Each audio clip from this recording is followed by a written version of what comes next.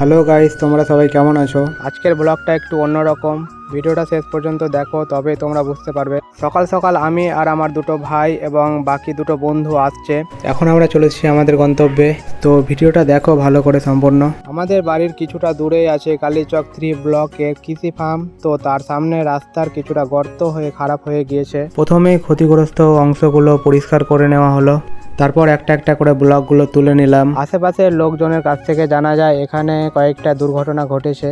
আর দেখতে পাচ্ছ কত যানবাহন চলাচল করছে রাস্তা দিয়ে। যে কোনো সময় দুর্ঘটনা ঘটে যেতে পারে রাস্তার খারাপের জন্য। তারপর সেখানে পাথর বালি দিয়ে ভরাট করে রাস্তাটা প্রায় 1 বছর হওয়া হয়েছে, এর মধ্যেই এই অবস্থা। অনেক দিন আগেই খারাপ হয়েছে, প্রায় দুর্গাপূজার আগে। আর আমি ভিডিও বানাচ্ছি 25শে অক্টোবর।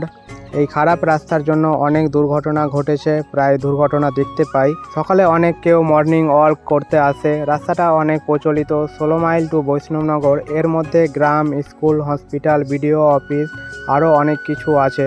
তবুও রাস্তার বেহাল অবস্থা। যারা এখানে এসছো তারা জানোই কত কিছু আছে। যাই হোক, তো মাঝে মাঝে আমরা রাস্তা চলি। এই রাস্তায় অনেক যানবাহন মানুষজন চলাচল করে, তাই আমরা রাস্তাটা মেরামত করার জন্য ব্লকগুলো ভালোভাবে বসিয়ে দেওয়া হলো। প্রশাসনের আশায় ছিলাম যে রাস্তাটা ঠিক করবে, কিন্তু অনেক দিন হয়ে গেল তবুও ঠিক করেনি। তো আমরা কয়েকজন মিলে রাস্তাটা ঠিক করলাম। মেরামত করা আমাদের সকলের দায়িত্ব। আসুন আমরা সবাই মিলে রাস্তায় উন্নয়নের সহযোগিতা করি। আর এই দেখো আগের তুলনায় কত ভালো হয়েছে। জানি না আমরা রাস্তাটা সবার মনের মতো করতে পারলাম কিনা, তবুও আশা করি কিছুটা ভালো করতে পেরেছি। আর রাস্তাটা চলাচলের জন্য যোগ্য। ভালো লাগলে একটা লাইক ও শেয়ার করে দিও।